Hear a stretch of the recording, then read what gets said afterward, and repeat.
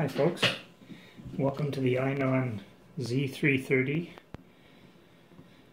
purchased these about, I got two of them, there's just one here obviously in the video. I purchased two of these to replace Ikelite DS 51s, and which served me well for a number of years, but I wanted something more powerful, a little bit more reliable, because I had a couple of flooding issues with the 51. My fault. Nothing to do with Ikelite. It's just tightening the battery case too tight is a no-no, and it'll flood through the battery case. So that ended the Ikelite DS51 experiment that went on for, got 7 years use out of them, so that's pretty good. It's probably better than most. Anyway, I always loved the 220s and the 240s from INON. And when I heard about the 330, I was very intrigued with the 33 gray book value, and so there's a lot of power there. Plus, they're handmade in Japan, so that's another real strong check mark in their favor. So, anyway, they were expensive, and there was a big wait, and it was backed up for a long time. So I had to wait like 4 or 5 months before I got my two. So I got it from Backscatter in California. That's where I purchased mine. So, and they were very good service. These diffusers came with the unit. I bought a separate set of amber colored ones that take the temperature down to, I think, 4,700 or something like that. You'd have to look them up. One of the neat features, oops, I got a little scratch on here already. One of the unique features is of these strobes is that there is a video light that will stay on for about, I think it's up to 30 seconds or something like that. So it's good enough as a kind of like a little target light, focus light. And but I have separate video lights that I use as well, so I don't use that feature too often.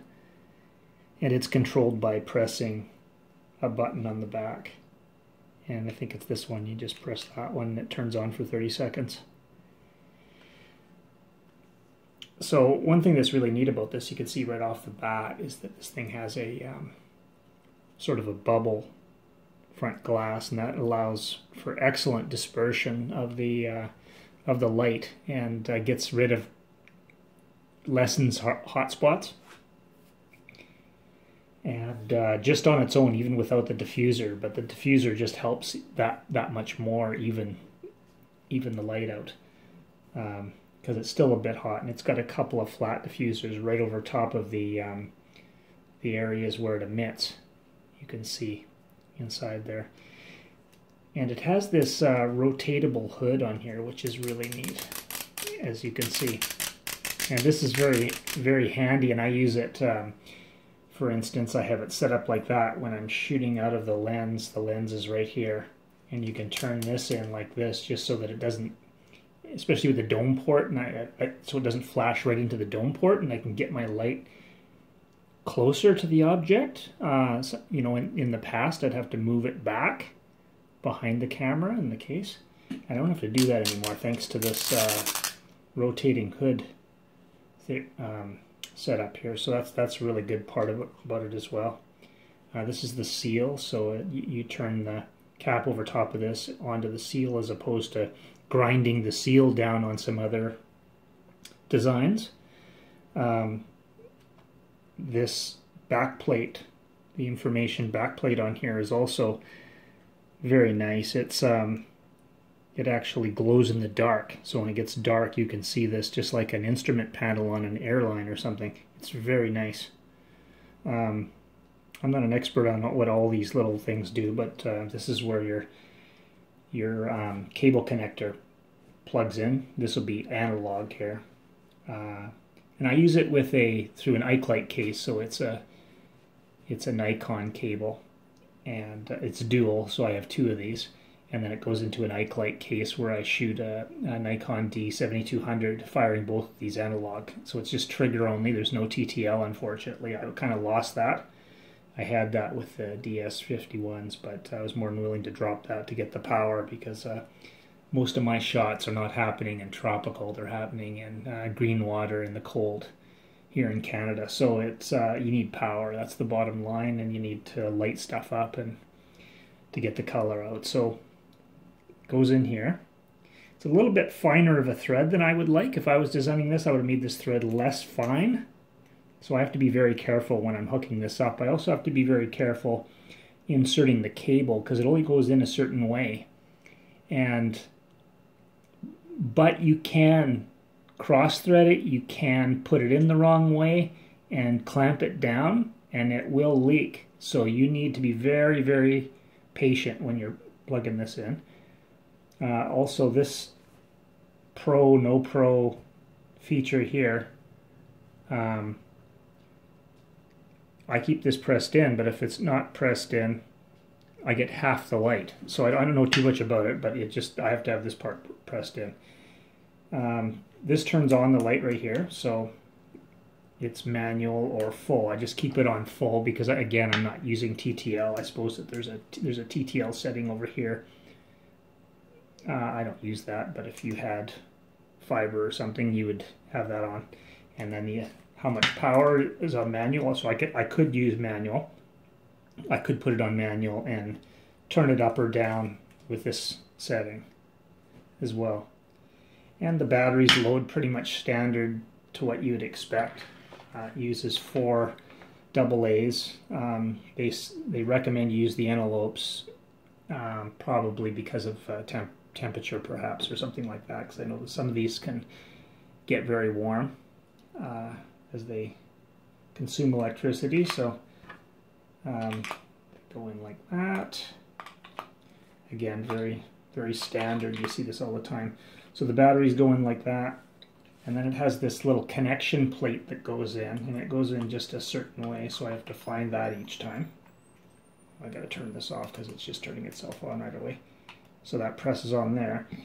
And then there's this little button that goes on here, and the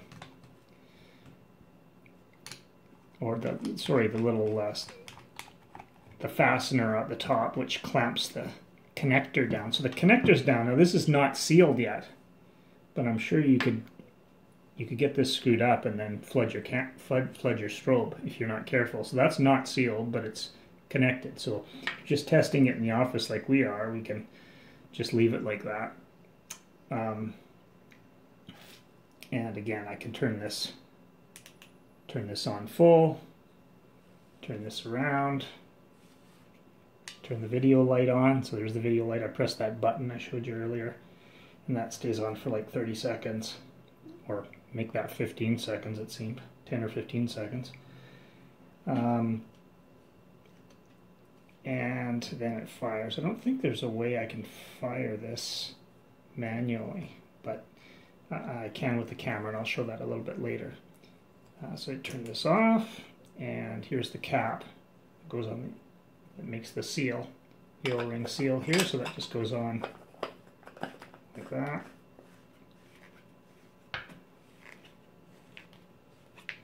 Okay, it's all sealed up, so that's a sealed unit now, except for the connector, which has to be sealed, obviously.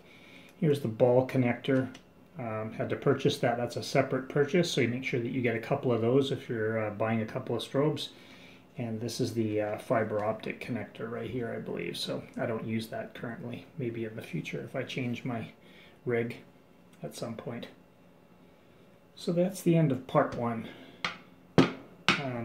This actually, just before we go, the diffuser just turns on like this and then kind of snaps into place. I've heard that they can come out.